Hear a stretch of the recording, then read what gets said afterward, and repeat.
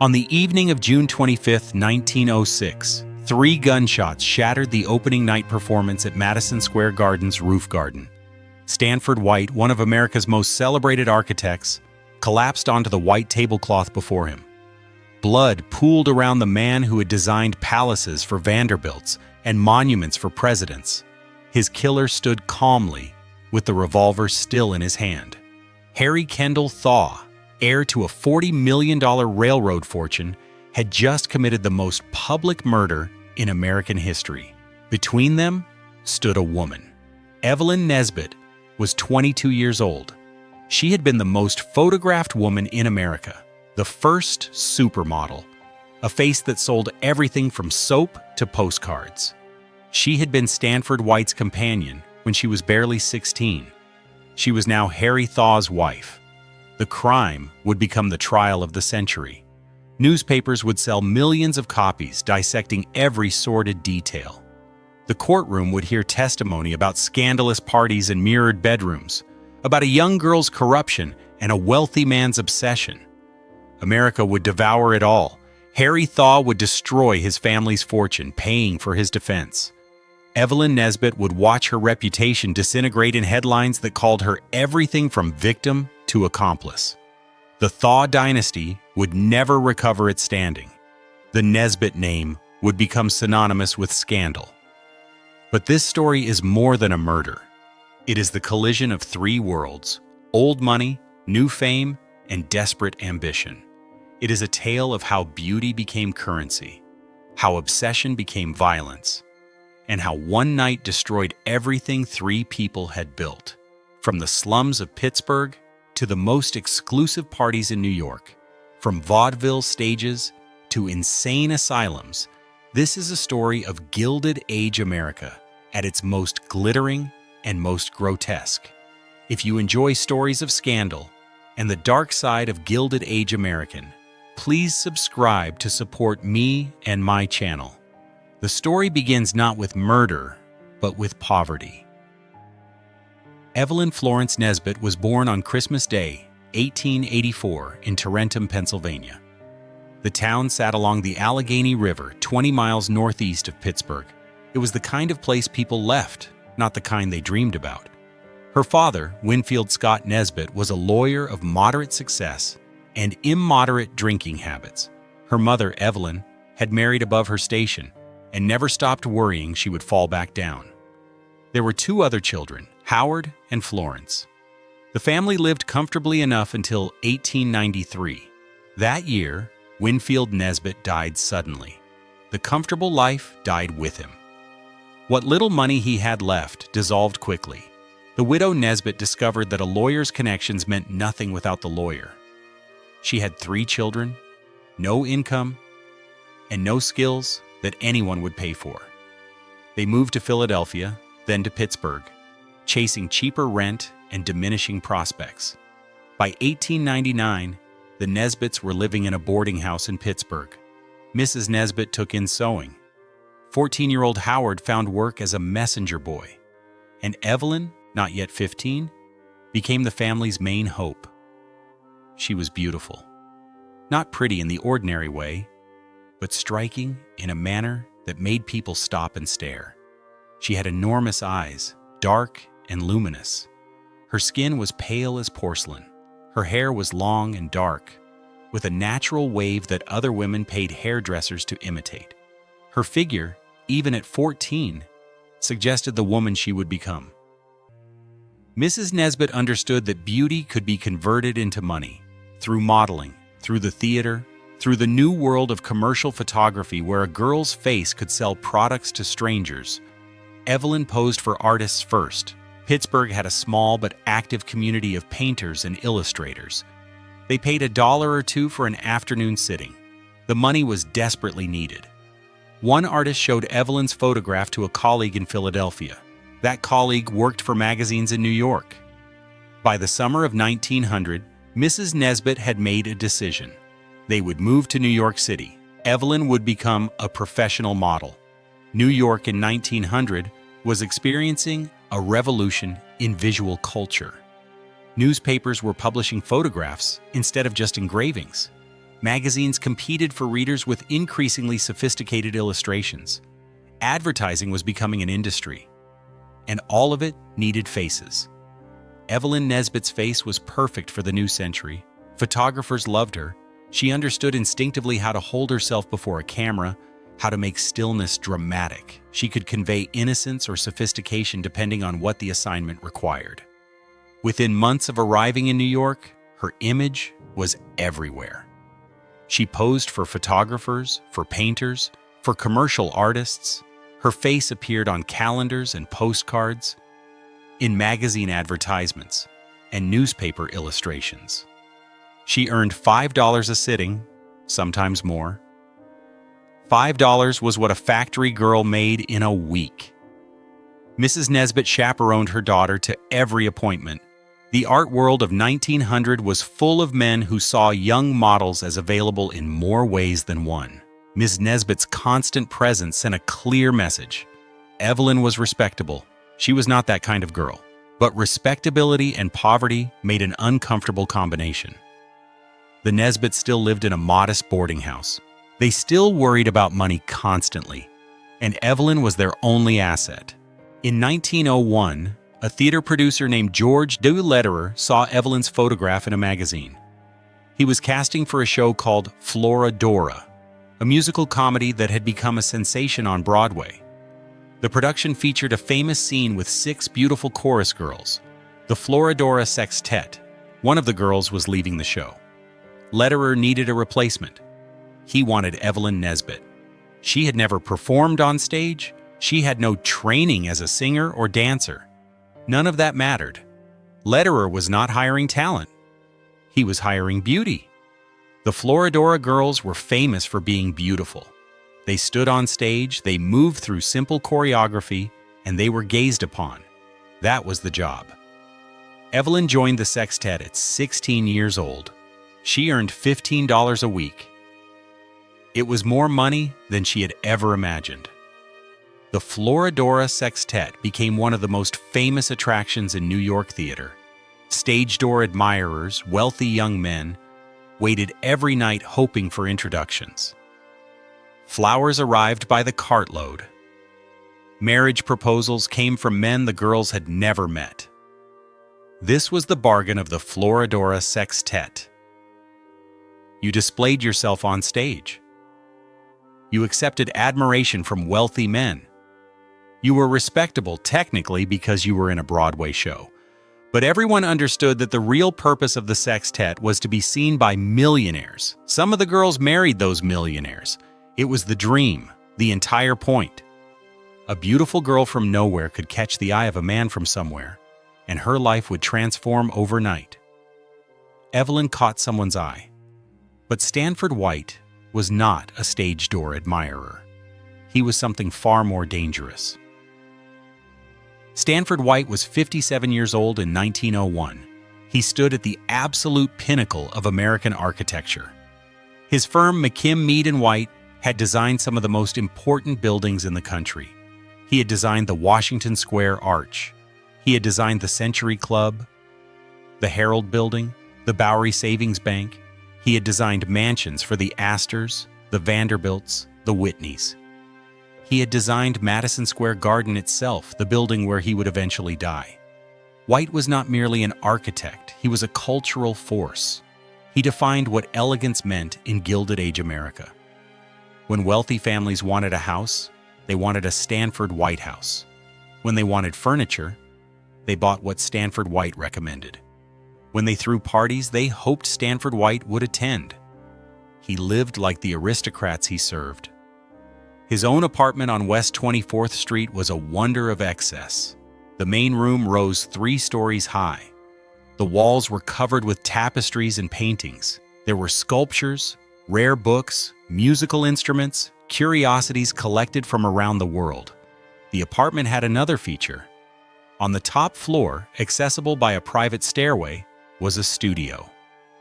The studio contained a red velvet swing suspended from the ceiling. The swing hung over a polar bear skin rug. The room was decorated with mirrors. Some of those mirrors were on the ceiling. Stanford White used this room for entertaining young women. very young women. White's interest in teenage girls was well known among his wealthy friends. It was not condemned. This was an era when wealthy men's private behaviors were considered their own business. White had been married for decades to Bessie Springs Smith. They had a son. His family life was proper and conventional. His private life was something else entirely. White attended the theater regularly. He knew the producers, the managers, the people who could provide introductions. When he saw a girl he wanted to meet, the machinery of his wealth and influence went to work. He saw Evelyn Nesbit in Florodora sometime in the fall of 1901. He made inquiries. He learned she was 16, that she lived with her mother, that the family needed money. The approach was careful. White did not proposition Evelyn directly. Instead, he befriended Mrs. Nesbit. He praised Evelyn's beauty and talent. He suggested he could help her career.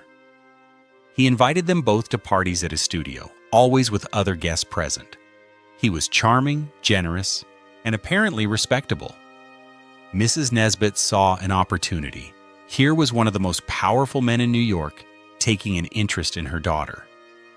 White's patronage could mean better roles, higher pay, introductions to even wealthier men. She encouraged the friendship. The invitations continued. Sometimes there were other guests. Sometimes there were not. One evening in early 1902, White invited Evelyn to his studio apartment. Mrs. Nesbit was not invited. This was not unusual. White often invited Evelyn alone now. The pretense of chaperonage had been gradually abandoned. That evening, White gave Evelyn champagne. She had never drunk champagne before. She drank several glasses. What happened next, Evelyn would testify about years later in the most sensational trial in American history. She would describe how the room began to spin, how Stanford White carried her to a bedroom, how she woke up the next morning in his bed, forever changed. She was 16 years old. She did not tell her mother immediately. When she finally did, Mrs. Nesbit did not go to the police. She did not confront White. She did not remove her daughter from his influence. Instead, she negotiated. White agreed to support the Nesbit family financially. He paid for their apartment. He bought Evelyn clothes and jewelry. He arranged for her brother Howard to attend a good school. He sent the entire family on a trip to Europe in the summer of 1902. In exchange, Evelyn belonged to him. The relationship continued for nearly 3 years. Evelyn saw White regularly. She attended parties at his apartment, where she met other wealthy men and other young women who had received White's attention. She posed for photographers White recommended. She appeared in shows White had connections to. She understood what she was. She was Stanford White's kept woman, purchased with rent payments and railroad tickets. She was not the first.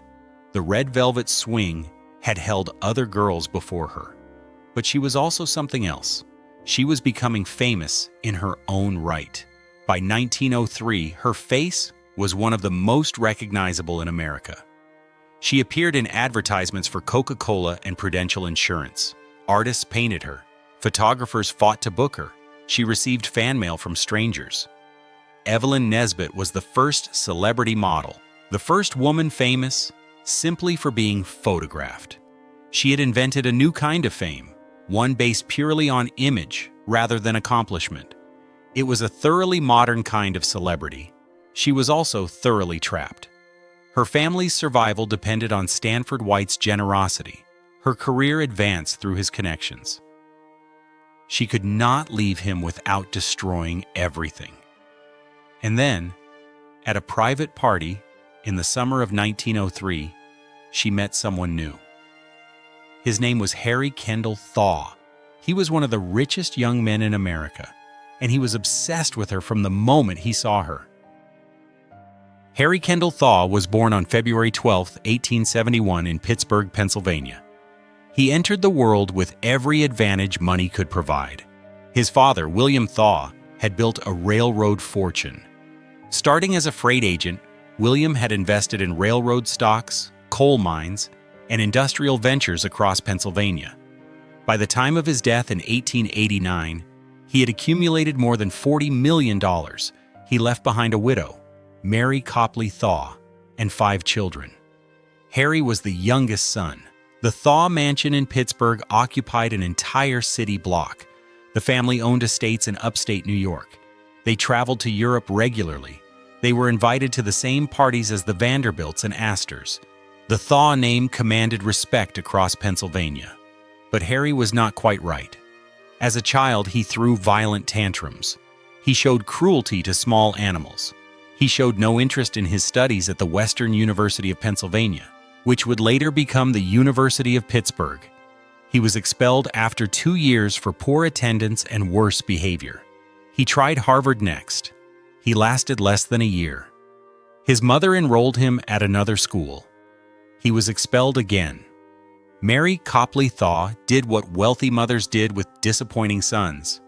She gave him money and hoped he would outgrow his problems. Harry received an allowance of $80,000 per year. In today's dollars, that would be over $2.5 million annually. He spent it enthusiastically. By his mid-20s, Harry had developed a reputation in both Pittsburgh and New York. He threw lavish parties that turned destructive. He drove automobiles recklessly through city streets. He frequented gambling houses and disreputable establishments. He used illegal substances heavily. He also had what his family delicately called peculiarities. Harry had violent tendencies toward women. He sought out paid companions who would tolerate his abuse for extra payment. The madams of New York's questionable houses knew him well. Some refused to serve him. Others charged premium rates for women willing to endure his cruelty. Harry's behavior occasionally crossed into public scandal. In 1902, he was arrested for assaulting a taxi driver. His mother paid to have the charges dropped. In 1903, a hotel manager in Paris called the police after Harry destroyed a room and attacked a chambermaid. The American consul intervened. Money changed hands. The incident was forgotten. Mary Copley Thaw watched her son spiral with increasing alarm. She controlled the family fortune. She could have cut off his allowance. She never did. The Thaw name mattered too much. A son living in poverty would reflect poorly on the family. Better to pay for his excesses and hope for improvement. Harry improved at nothing except spending money. By 1903, he was 32 years old and had accomplished nothing. He held no job. He had no skills. He had no friends who were not being paid to tolerate him. What he had was money and the desperate need to prove himself worthy of something. Then he saw Evelyn Nesbit on stage. He attended The Wild Rose, a show Evelyn was performing in at the Knickerbocker Theater. He sat in the front row. He sent flowers backstage. He returned the next night and the night after that. He arranged an introduction through a theatrical agent. He invited Evelyn and her mother to lunch.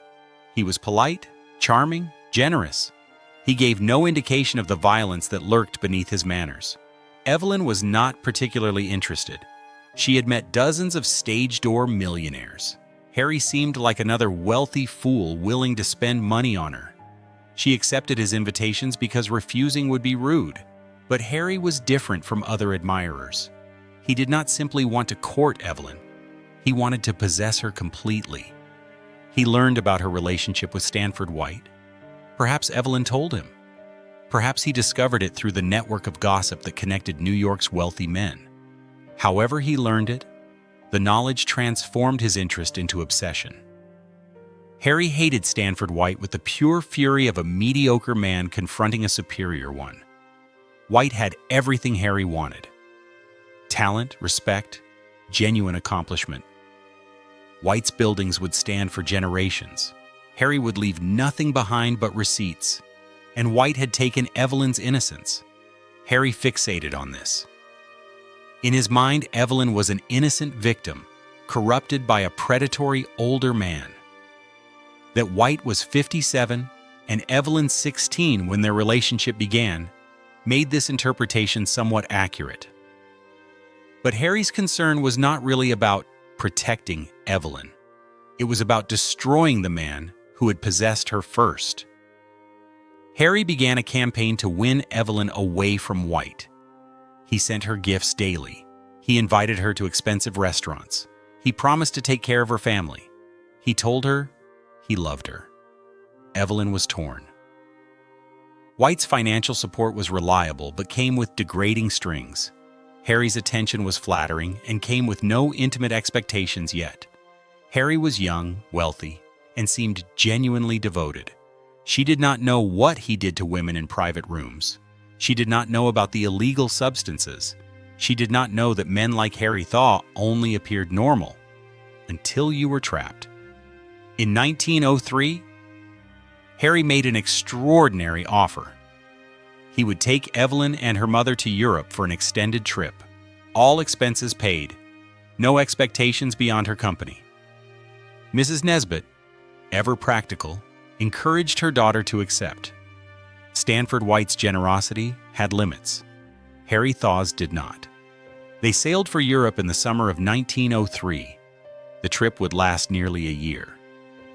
And somewhere in the castles and hotels of Europe, Evelyn Nesbit would learn what Harry Thaw really was. The European tour began pleasantly enough. Harry rented a private railroad car for the journey from Paris to the French Riviera. He booked the best hotels. He hired private guides. He bought Evelyn jewelry and clothes from the finest shops. Mrs. Nesbit accompanied them everywhere, serving as chaperone. Harry behaved like a perfect gentleman. He kissed Evelyn's hand. He opened doors. He made no improper advances. By September, they had reached Austria. Harry announced he had rented Schloss Katzenstein, a medieval castle in the Tyrolean Alps. They would spend several weeks there enjoying the mountain air and scenery. The castle was remote, accessible only by a winding mountain road. The nearest village was miles away. The staff spoke only German. After they settled in, Harry suggested that Mrs. Nesbit might enjoy visiting a nearby spa town for a few days. He would arrange a carriage and hotel. Evelyn would be perfectly safe with him at the castle.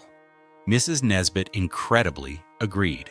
She departed, leaving her 19-year-old daughter alone with a man she barely knew. What happened next, Evelyn would later testify, changed her forever. On the first night after her mother left, Harry invited Evelyn to his room to see some artwork he had purchased. When she entered, he locked the door behind her. He produced a riding crop. He told her she had been a bad girl for allowing Stanford White to ruin her. She needed to be punished. She needed to understand what happened to girls who were not pure. Then he struck her. The details Evelyn would later provide in court were horrifying. Harry struck her repeatedly. He forced her to look at herself in mirrors while he described what White had done to her. He called her terrible names while insisting he loved her. When he finished, he cried. He begged her forgiveness. He promised it would never happen again. He said he had only been trying to help her understand that what White had done was evil. The next morning, he was charming again. He acted as if nothing had happened. But it did happen again and again. For nearly 3 weeks, Harry alternated between violence and tenderness. He would hurt Evelyn, then shower her with gifts and apologies. He would force her to repeat that Stanford White had ruined her, then promise to restore her innocence through marriage. Evelyn was trapped in a castle in a foreign country with no money and no way to contact her mother. She could not speak German. She did not know where she was. Running would have been pointless. When Ms. Nesbit finally returned, Evelyn said nothing. She had learned that complaining made things worse. She had learned that Harry's rage was unpredictable. She had learned that the wealthy man offering to save her was more dangerous than the one who had exploited her. They returned to New York in early 1904. Evelyn moved back to her mother's apartment. Harry resumed his courtship, acting as if Austria had never happened. He continued to pursue marriage. Evelyn resisted. She understood now what marriage to Harry would mean. But her alternatives were limited. She was 20 years old. Her fame as a model was fading as newer, younger faces appeared. Stanford White had moved on to other girls. She had no skills beyond posing for cameras. Harry Thaw had millions of dollars and an obsession with making her his wife. For 2 years, they circled each other. Harry proposed repeatedly. Evelyn refused. He would disappear for weeks, then return with more expensive gifts and renewed declarations of love. She would accept the gifts and maintain distance. But Harry was patient. He was willing to spend years pursuing her. He had nothing else to do with his time, and he had not forgotten about Stanford White. Harry began stalking the architect. He followed White to restaurants and theaters. He appeared at social events White attended. He made a point of glaring across crowded rooms. He told anyone who would listen that White was a predator who destroyed young girls. White found this amusing at first. Harry Thaw was a known eccentric, a spoiled child playing at being a serious person. No one took him seriously. That was White's fatal mistake. In April 1905, Evelyn finally agreed to marry Harry. She later claimed she did so because she was exhausted from refusing. She had no other prospects. Her family needed money. Harry promised that marriage would calm him, that he would change. They married quietly on April 4, 1905, in Pittsburgh. Mary Copley Thaw did not attend. She despised Evelyn, viewing her as a former chorus girl and kept woman who had ensnared her troubled son. The marriage did not calm Harry. It unleashed him. Now Evelyn was his legal property. He could do whatever he wanted, and the law would not intervene. Wives in 1905 had few rights. Abuse within marriage was not legally recognized. Physical discipline of wives was widely tolerated. Harry's violence intensified. He hurt Evelyn regularly, always careful to leave bruises where clothing would cover them. He monitored her constantly. He flew into rages if she spoke to other men. He accused her of continuing to see Stanford White, though she had not seen White in years. And Harry's obsession with White reached a boiling point. He talked about White constantly. He called him a beast and a monster. He said someone should end White's life for what he had done to innocent girls. Evelyn tried to calm him. She tried to redirect his attention. She tried everything except the one thing that might have saved Stanford White's life. She never warned White that Harry was dangerous. On June 25, 1906, Stanford White attended the premiere of a new musical called Mam'zelle Champagne at Madison Square Garden's rooftop theater. It was a warm summer evening. The performance was unremarkable. Harry and Evelyn Thaw were also in attendance. They sat several tables away from White. During the final number, Harry stood up. He walked calmly across the rooftop restaurant. He approached White's table. He drew a pistol from his coat. He fired 3 shots into Stanford White's face at point-blank range. White died instantly, collapsing onto the table. Blood soaked the white tablecloth. Women screamed. Men rushed forward. Harry stood perfectly still, holding the gun above his head. He waited for the police to arrive. When they did, he smiled and said, "He deserved it. He ruined my wife." The murder of the century had just begun. The murder of Stanford White was front-page news across America, not just in New York, but in every city with a newspaper. The story had everything: a famous architect, a beautiful woman, a wealthy madman, violence, and scandal. The newspapers called it the crime of the century, though the century was only 6 years old. Harry Thaw was arrested immediately. He was charged with first-degree murder. He showed no remorse. He told reporters he had ended White's life to defend his wife's honor. He insisted any man would have done the same. The law disagreed. This was not self-defense. This was premeditated murder. Harry had followed White to Madison Square Garden. He had brought a gun. He had fired 3 shots into an unarmed man's face while that man ate dinner. The penalty for first-degree murder was death by electric chair. Mary Copley Thaw faced a choice. She could let her embarrassing son face justice for his crime, or she could spend the family fortune trying to save him. She chose to spend the fortune. The Thaw family hired the best criminal defense attorney in America, Delphin Delmas. They hired private investigators to dig up dirt on Stanford White. They hired journalists to plant sympathetic stories about Harry. They hired alienists, as psychiatrists were then called, to examine Harry and prepare testimony about his mental state. The defense strategy was simple: temporary insanity. Harry had been temporarily insane when he pulled the trigger. He was not responsible for his actions. He should be found not guilty by reason of insanity. But the strategy required one thing. It required Evelyn Nesbit Thaw to testify about what Stanford White had done to her when she was 16.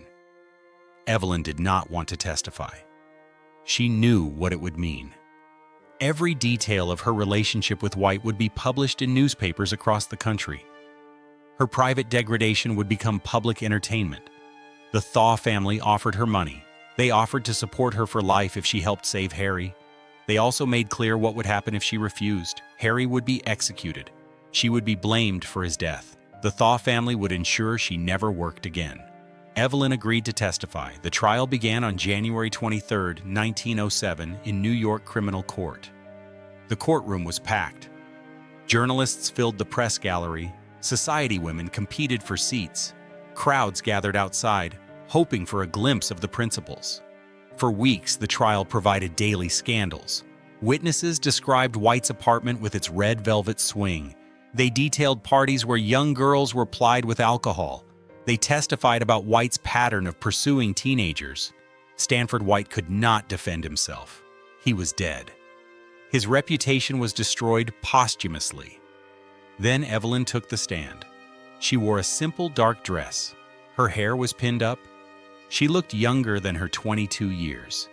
When she spoke, her voice was barely above a whisper. She described meeting White when she was 16. She described the champagne, the spinning room, waking up in his bed forever changed.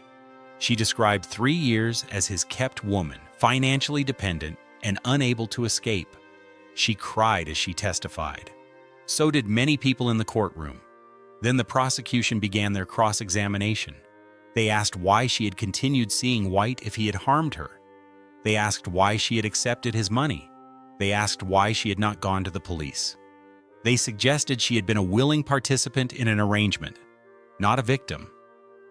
They implied she had enjoyed White's generosity.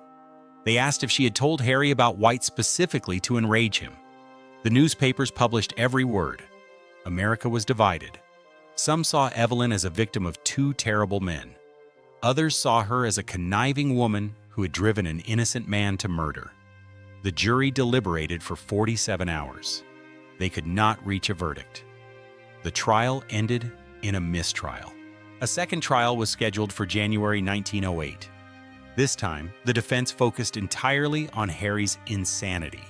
They brought in more alienists.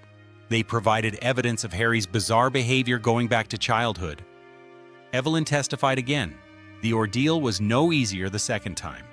On February 1, 1908, the jury returned a verdict: not guilty by reason of insanity. Harry Thaw would not hang. Instead, he would be committed to the Matteawan State Hospital for the criminally insane. The Thaw family celebrated. They had saved Harry from execution. It had cost them more than $2 million in today's dollars, but they had preserved the family name. Evelyn received nothing. The Thaw family cut her off as soon as the verdict was delivered. She had served her purpose. She was 23 years old. Her reputation was destroyed. No respectable man would marry her now. No theater would hire the infamous woman from the trial. She had no money and no prospects. Harry was locked in an asylum. But in many ways, Evelyn's prison was worse. Harry Thaw would remain at Matteawan State Hospital for 7 years. The conditions were comfortable by asylum standards.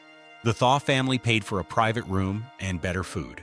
Harry received visitors. He read newspapers and wrote letters. He also continued to insist he was perfectly sane and had been unjustly imprisoned. In 1913, Harry escaped from Matteawan. He crossed into Canada and declared himself a free man. The international incident made headlines. After legal wrangling, Harry was extradited back to the United States. But his lawyers argued that since he had been found not guilty of murder, he could not be held indefinitely. A jury agreed. In 1915, Harry Thaw was released from Matteawan. He walked out a free man, having served no sentence for ending Stanford White's life. His freedom lasted exactly 3 years. In 1917, Harry was arrested for kidnapping and attacking a 19-year-old boy. He was convicted and sentenced to 7 years in prison. Upon his release in 1924, Harry was declared legally insane again and committed to a Pennsylvania asylum. He would spend the rest of his life moving between institutions and brief periods of supervised freedom. Harry Kendall Thaw died on February 22, 1947, in Miami, Florida. He was 76 years old. He had outlived both Stanford White and Evelyn Nesbit's fame. The Thaw fortune that had paid for his defense, his escapes, his lawyers, and his care was largely depleted. The family name, once spoken with respect in Pittsburgh, had become synonymous with madness and scandal. The dynasty was destroyed, not by business failure, but by one man's obsession. Evelyn's fate was slower, but equally tragic. After Harry's conviction, she attempted to rebuild her career. She performed in vaudeville shows billed as the girl in the red velvet swing. Audiences came to gawk at the infamous woman from the trial. She tried silent films. She appeared in several movies in the 1910s, playing variations of herself: The Beautiful Victim, The Fallen Woman. The films were not successful. In 1915, she gave birth to a son, Russell Thaw. She claimed Harry was the father, though they had been separated for years. Harry denied paternity. The child received no financial support from the Thaw family. Evelyn married twice more. Both marriages failed. She moved from New York to California, from California to Atlantic City, always chasing work that paid less as she aged. By the 1920s, she was forgotten. New faces had replaced hers in advertisements and films. The scandal that had made her famous now made her unemployable. She was yesterday's news, literally. She worked as a waitress. She taught ceramics. She appeared in nightclub acts where she told stories about the trial. She survived on the margins of the entertainment world she had once dominated. In 1955, a film called The Girl in the Red Velvet Swing was made about her life. Joan Collins played Evelyn. The movie took extraordinary liberties with the facts. It portrayed Evelyn as purely innocent and Harry as purely evil. Evelyn, who served as a consultant on the film, found it bizarre to watch her tragedy turned into Hollywood entertainment. She received a small payment for the film rights. It was the most money she had seen in years. Evelyn Nesbit died on January 17, 1967, in Santa Monica, California. She was 82 years old. She had outlived Harry Thaw by 20 years. She had outlived her fame by 50. Her New York Times obituary was short. It identified her as the beauty whose name was linked to the Stanford White murder case. Everything she had been, everything she had survived, was reduced to that single connection. The face that had sold millions of products, that had defined beauty for an entire generation, was remembered only for being present at a murder. 3 lives intersected on June 25, 1906. One ended immediately. The other 2 were destroyed slowly. Stanford White was 53 years old when he died. His firm continued after his death, completing projects he had begun. Madison Square Garden, the building where he was murdered, stood until 1925, when it was demolished to make way for a new structure. His reputation never recovered. The testimony at Harry Thaw's trial revealed his pattern of pursuing teenage girls. The red velvet swing became infamous. White was remembered not for the Washington Square Arch or his Gilded Age masterpieces, but for being a predator. Modern historians have attempted to rehabilitate White's architectural legacy. His buildings were genuinely brilliant. His influence on American architecture was profound. But his personal behavior remains indefensible. He destroyed young women's lives for his entertainment. He used his wealth and power to access girls who had no ability to refuse him. Evelyn was not his only victim. She was simply the one whose story became public. Harry Thaw destroyed his family's fortune and name. The millions spent on his defense and care drained the family coffers. The scandal made the Thaw name toxic in Pittsburgh society. His mother, Mary Copley Thaw, died in 1929. She had spent the final 23 years of her life managing her son's legal troubles and declining mental state. The woman who had once hosted Pittsburgh's most elegant social gatherings became known as the mother of a murderer. The Thaw railroad fortune, once worth $40 million, was divided among creditors, lawyers, and institutions. The grand Pittsburgh mansion was sold, the estates were liquidated. By the time Harry died in 1947, little remained of the dynasty his father had built. Evelyn Nesbit destroyed herself more slowly, but just as completely. She had been America's first supermodel, the girl whose face launched the modern age of celebrity. She ended her life in obscurity, selling ceramics and telling stories to tourists who barely remembered who she was. If you found this story meaningful, please subscribe and share it. These forgotten stories of American history deserve to be remembered, not for the scandal, but for the humanity beneath the headlines. Thank you for watching.